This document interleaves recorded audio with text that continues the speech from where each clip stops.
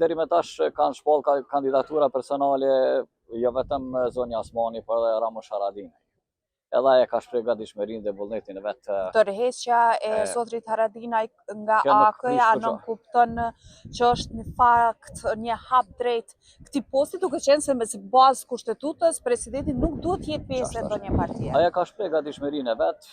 që të jetë domethënë kandidat, por a mund të mbledh nënshkrime të rreth nënshkrime është tjetër çështje. Dhe ka bashkëpunim me pjesën opozitare me LDK-n, PDK-n,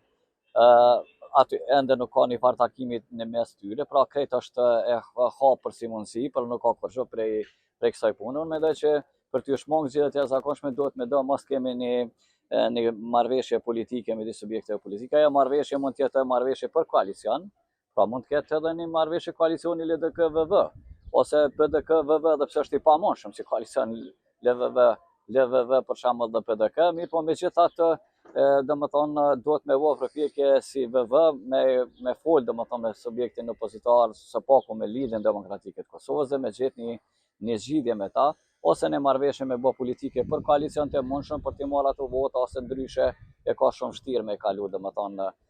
kandidaturën e cili do që propozon Kurti, domethënë sepse këta ekziston një monopol i plot në këtë temë se kush mund ta bëjë këtë punë. Një monopol i plot i vjen që Kurti është i pari i cili do të bëjë propozimin dhe i ka votat shumicë në kuvendin e Kosovës dhe i ka mundësi dhe gjasat më thonë me kalu se cilin kandidat që ata propozojnë. Desa pjesa tjetër edhe me i bë votat dhe nënshkrimet me fjalë tjera me bë nënshkrimet për të bë kandidatura, prapë nuk mund me arrit po foli për LDK-n dhe PDK-n pjesën opozitare dhe aleancën. Pra megjithatë VV mbetet faktori kyç për të ardhur te zgjidhja e kësaj teme, domethënë zgjidhja e kësaj çështje për të zgjedhur presidentin e shtetit.